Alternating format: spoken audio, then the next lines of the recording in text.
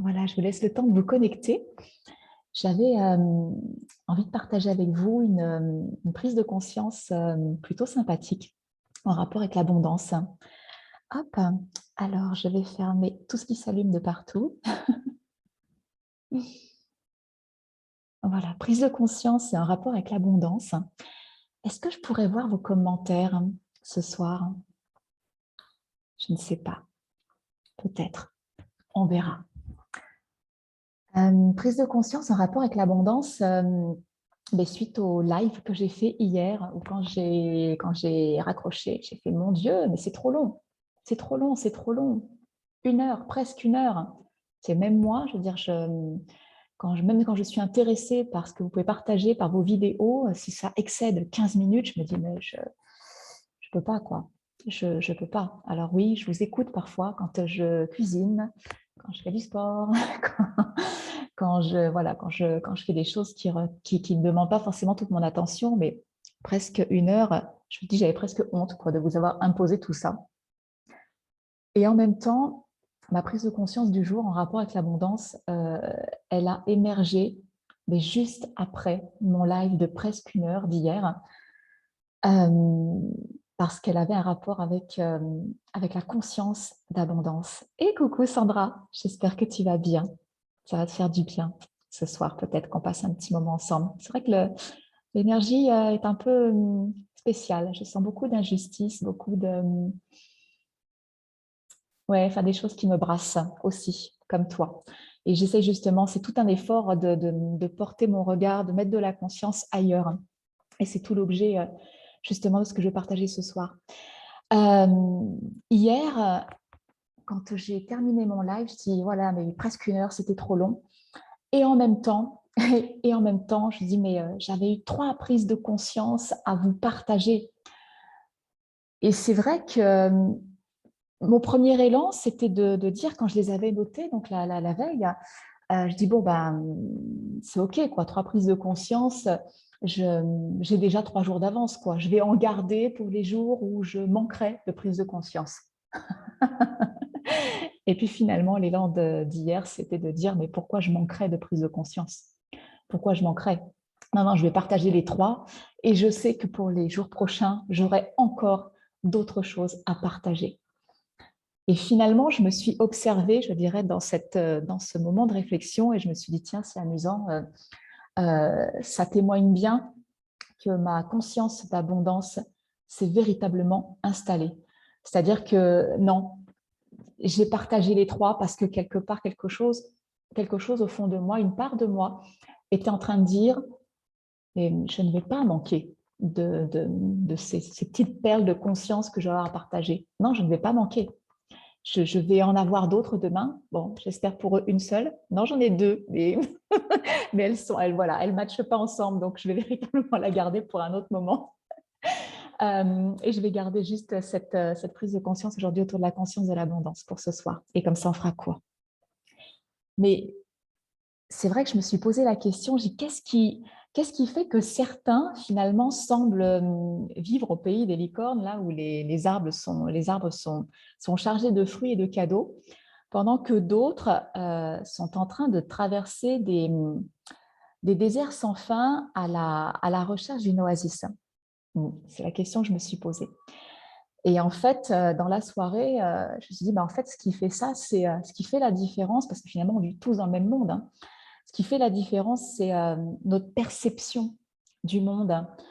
Et cette perception que l'on peut avoir du monde, en fait, elle peut changer grâce au regard qu'on va poser, qu'on va porter sur ce monde. Et ce regard, en fait, il va changer à partir du moment où on va muscler notre conscience d'abondance. Et j'ai pas toujours été dans cette conscience d'abondance. D'ailleurs, il suffit simplement de se poser la question, hein, tiens, mais dans quel domaine de ma vie je préfère faire des réserves, j'ai tendance à faire des réserves par peur de manquer. Alors, je peux faire des réserves d'argent, je peux faire des réserves alimentaires. C'est d'ailleurs drôle, parce que moi qui ne fais pas tellement de réserves alimentaires, au premier confinement, tout premier confinement, j'ai commencé à faire des commandes en ligne de sacs de 5 kilos de riz, de farine, de machin. Et puis là, voilà, à être à nouveau attentive à ce que les uns, les autres commençaient à publier. À chaque fois que je vais faire des cours, enfin, je vais faire des cours, je ne vais jamais faire des courses toutes les semaines. Et là, il se trouve que ma vie se réorganise. Mon fils est au collège et il y a un jour où je vais le chercher. Et du coup, je dis, bah, j'en profiterai pour faire un passage, faire des courses. Et du coup, je vais faire des courses plus que j'en ai l'habitude de faire, mais quitte à y aller, je dis, bon, bah, je vais prendre des choses que je peux garder, que je peux mettre en réserve. Et là, je me retrouve avec des réserves de trucs. Je dis, mais j'ai donc si peur de manquer de ça, manquer que ça actuellement. Et comme quoi, on est vraiment des éponges quoi, à l'ambiance, je veux dire, ouais, c'est ça, à l'énergie collective, à cette conscience collective. Voilà, je fais, oh, oh, on se calme, quoi. On se calme. Là, je vais arrêter sur les courses, là. Je vais arrêter. Donc, où est-ce qu'on fait des réserves encore? C'est peut-être des réserves. Je cherchais du côté des relations, du côté de l'amour. Alors, de quelle façon on peut faire des réserves au niveau relationnel? Vous savez, il y a des gens qui ont tellement peur justement de manquer d'amour. Ce sont des. Moi, je sais qu'il y a des gens qui débordent d'amour, mais finalement, quand j'ai passé un moment avec ces personnes-là, je peux me sentir fatiguée aussi, fatiguée. Je sais que voilà, j'ai besoin un peu, mais voilà, faut que au bout d'un moment, il faut que je m'extrais parce que finalement, elles ne sont pas dans le don, elles sont dans le «Ah, il faut que je fasse des réserves d'amour parce que je ne vais pas te voir, voilà, dans quelques temps, je ne vais plus te voir, dans quelques temps, et c'est, voilà, alors certes, elles font des réserves parce qu'elles ont peur de manquer d'amour, et pour nous, ça peut être vite, et ça peut vite être épuisant, quoi, parce qu'on a été fonctionner justement là où on peut être simplement dans l'échange, quoi, dans l'échange, dans le don, dans le recevoir. Et donc voilà, c'est intéressant d'observer dans quel domaine de notre vie on va faire des réserves par peur de manquer. Et je vais lire vos commentaires après, parce que ça a l'air d'être intéressant ce que tu écris, Sandra. Je ne voudrais pas perdre le fil justement pour faire court de ce que je voulais transmettre aujourd'hui. Comment j'ai musclé finalement cette conscience d'abondance que vraiment j'avais pas et que je perds à un certain moment donné de ma vie. La preuve, je suis en train de faire des réserves alimentaires. Mais comment j'ai pu la muscler? Comment j'ai conscience que je peux parfois m'en éloigner et comment je peux y revenir? Véritablement, c'est quand j'ai travaillé sur mon ikigai. Et je le vois, je l'observe quand je vous accompagne sur cet atelier ikigai, parce que à la sortie de cet atelier de 3 soirs, souvent ce qui émerge, en tout cas c'est comme ça que je l'ai exprimé pour moi, c'est j'ai dit, mais mon Dieu, maintenant que j'ai conscience de tout ça, de toute cette valeur, de tout ce potentiel chez moi, maintenant que j'ai trouvé mon axe et puis de l'intérêt, en fait, du bien fondé de tous mes centres d'intérêt autour de cet axe, je me dis, mais il me faudrait plus d'une vie pour pouvoir réaliser là tout ce que j'ai écrit là, tout ce qu'on a mis à jour ensemble au fil de cet atelier Ikigai. Parce qu'un atelier Ikigai, c'est vraiment quelque chose qui vous permet d'écrire, mais de façon très spécifique, les projets que vous pouvez mettre en place, que vous pouvez mettre en œuvre, des projets qui sont tellement cohérents avec tout ce que vous avez déjà à disposition en termes de compétences, de force, de talent, qui serait complètement en lien avec ce que vous aimez, tout ce que vous aimez, et qui pourrait être une contribution pour une toute petite partie du monde. Je ne parle même pas de changer le monde entier. Je parle d'une contribution pour une petite partie du monde. Et tous ces projets-là, en plus, peuvent être donc une ressource financière parce qu'on travaille sur l'aspect professionnel dans l'atelier Ikigai à 98%. C'est ce pourquoi vous me sollicitez pour trouver votre Ikigai. C'est quel est mon job idéal, même si ça peut s'appliquer à tous les domaines de votre vie. Mais c'est vrai qu'au terme de cet atelier, quand on prend conscience de tout ce qu'on peut faire, moi, c'est vrai qu'il y a eu un moment de frustration parce que je me dis, ah, mais il y a tout ça, il y a tout ça. Et donc, du coup, c'est vrai qu'au terme de cet atelier, quand on regarde, on se dit, mais je ne manquerai plus jamais d'idées. Enfin, c'est ça, je ne manquerai plus jamais d'idées. Et intégrer cette mécanique de l'ikigai, parce que je suis en train de vous dire voilà, que ça s'applique à tous les domaines de notre vie, comprendre cette mécanique qui s'appuie sur, tiens, qu'est-ce que j'aime, et ce que j'aime est guidé par mes valeurs, donc qui je suis. Qu'est-ce que j'aime? Où sont mes talents, mes compétences? Qu'est-ce que je peux faire qui me nourrirait quelque part, qui m'apporterait de l'énergie parce que je suis véritablement dans quelque chose qui me fait du bien, quoi. qui pourrait être à la fois une contribution pour le monde et qui du coup me permettrait de recevoir une contribution en retour pour faire encore plus ce que j'aime de la façon dont je le fais, d'une façon si exceptionnelle, si unique, qui serait une contribution pour le monde. Et paf, là on est vraiment dans le cercle vertueux de l'ikigai. Quand on travaille sur ça, quand on travaille son ikigai, et ça commence juste par ces 3 soirées, un atelier, juste ça, 3 soirées, et vraiment qu'on prend l'habitude de vivre sa vie en se posant ces questions, tiens, est-ce que j'aime, est-ce que j'ai les compétences, est-ce que c'est une contribution, comment ça me contribue à moi en retour, et paf, tout d'un coup, parce que souvent on oublie ça, comment c'est une contribution, comment ça peut être une contribution pour moi en retour. En clair, c'est des gens qui vont donner généreusement de leur talent. Et ils disent, mais non, mais pour toi, je le fais gratuitement. C'est, ouais, mais tu es en train de couper ce cercle vertueux, justement. Tu es en train de te couper, justement, de cette conscience d'abondance. Si tu ne penses pas à la façon dont ça peut être une contribution pour toi, ce n'est pas une contribution financière. Ça peut être du troc, ça peut être tellement de choses. Mais qu'est-ce qui pourrait, en échange de ce que tu donnes, qu'est-ce que tu pourrais recevoir finalement pour pouvoir faire encore plus que tu aimes? Et donc, c'est vrai que travailler sur cette mécanique-là, cette mécanique de l'ikigai, nous connecte indiscutablement à notre conscience d'abondance, parce qu'on n'oublie plus de fonctionner dans le donner et recevoir. Donc voilà ce que je voulais vous partager ce soir, comment finalement vivre au pays des licornes et des bisounours, où les arbres sont chargés c'est ça, de fruits, de cadeaux, même, je dirais, dans le contexte actuel, parce que oui, je perçois cette énergie qui aurait tendance à me tirer vers le bas, et à la fois, j'ai cette habitude qui va aussi me tirer vers le haut, qui va élever mon énergie, et j'y veille, quoi, parce que si je suis tirée vers le bas, on va tous s'effondrer, quoi. Alors que si je fais attention à tirer vers le haut, à élever mon énergie, je me dis, ah, il y a peut-être quelques personnes qui ne sont pas trop au fond, que je vais pouvoir aussi peut-être emmener, avoir envie, emmener avec moi, que j'ai peut-être des personnes qui vont peut-être avoir envie de s'élever aussi, et puis qui vont peut-être aller aussi en inspirer d'autres à aller vers le haut, quoi, aller vers la lumière. Alors, je vais lire tes commentaires, Sandra, parce que j'adore tout ce que tu publies. Hop. Oui, tu parles de cette énergie très spéciale, longue peut-être, mais nécessaire pour développer. Quand c'est le cœur qui parle, difficile d'arrêter. Oui, c'est vrai, c'est un peu ça. Donc, tu es aussi comme ça, difficile de faire des lives de 15 minutes. De ton point de vue, c'est notre peur du manque. Je n'ai jamais eu peur de ça, donc je ne manque de rien. En ce moment, c'est plus l'énergie de l'injustice qui me taraude. Ouais, je comprends. Donc, cela me touche et fait baisser mon énergie. Tellement. Je te comprends tellement. Donc, je reviens sur ce je ne manque de rien, oui, financièrement, et en un amoureux extraordinaire.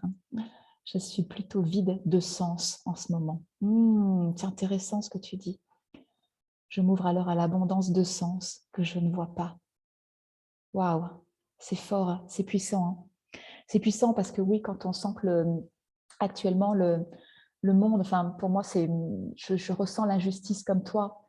Et je me dis, mais quel sens ça a tout ça? Alors ça a forcément un sens pour des gens qui ne sont pas comme nous. Ça, de mon point de vue, c'est comme toi, je me dis, mais ça n'a aucun sens. Si, ça a un sens pour d'autres personnes. Et c'est important, du coup, en effet, comme tu dis, de hey, coucou Romain, c'est rare de te voir sur les réseaux. Et c'est tellement important, je dirais, aujourd'hui de se reconnecter au sens de notre vie. Mais je dirais à l'échelle individuelle, si au niveau du collectif, ça ne fait plus sens. Parce que c'est impossible de changer le monde si on ne change pas son propre monde. Quand au niveau du collectif, ça ne fait pas sens, ça ne fait plus sens, il faut revenir toujours au plus proche de soi. C'est comme quand je parlais de la vision.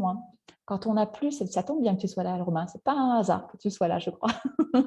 quand, quand on est en perte, quand on n'a plus cette vision, je dirais, lointaine, il faut toujours revenir à moins loin. Dans 3 ans, est-ce que tu as une vision de ce que pourrait être ce monde idéal pour toi dans 3 ans? Non, c'est trop loin. Reviens à 1 an. 1 an, c'est encore trop loin? Ok, plus proche. Le trimestre, à la fin de l'hiver, est-ce que tu as une vision? C'est encore trop loin. Le mois, la semaine, le jour. Est-ce que ce soir, voilà, est-ce que tu as une vision de ce que pourrait être ta journée aujourd'hui pour finalement ce soir te coucher en disant j'ai fait quelque chose qui m'a nourri, j'ai fait quelque chose d'important pour moi. Et finalement, en effet, plus c'est grand, plus c'est loin, moins on voit, c'est véritablement une invitation à revenir à soi. Donc, c'est très, très précieux ce que tu partages, Sandra. Et voilà, le fait de t'être choisi, d'être avec nous sur ce prochain atelier Ikigai, tu dis, voilà, je m'ouvre à l'abondance de sens. Mon Dieu, que c'est fort. Je crois qu'on va rester sur ça, sur ça. C'est très, très beau. Merci à toi. Ah si, je voulais vous solliciter pour quelque chose. Ah oui, je voulais vous solliciter pour quelque chose parce que j'ai eu une abondance justement de titres pour la prochaine masterclass que je vais vous offrir. Alors, il y a plusieurs choses. Il va y avoir un live que je vais offrir qui est complètement en lien avec le marketing relationnel et l'ikigai, donc du coup qui sera dispensé en direct sur le groupe des Ikigai chercheurs. Il y aura un lien Zoom aussi que je partagerai pour ceux qui ne veulent pas intégrer le groupe privé des Ikigai chercheurs sur Facebook. Ça, c'est une chose. Deuxième chose, je suis en train de préparer une masterclass. Donc vraiment, voilà, je vais vous donner de l'information et en même temps, je vais vous mettre déjà en atelier, en réflexion, en introspection pour préparer la prochaine saison qui viendra après donc cette période de l'automne. On va rentrer dans la période de l'hiver introspectif. Finalement, on va revenir en soi, on va revenir un peu dans notre cocon pour pouvoir préparer le printemps prochain où on va semer des graines, où on va se remettre là, dans nos projets, on va ressurfer sur l'élan du printemps pour semer de nouvelles graines.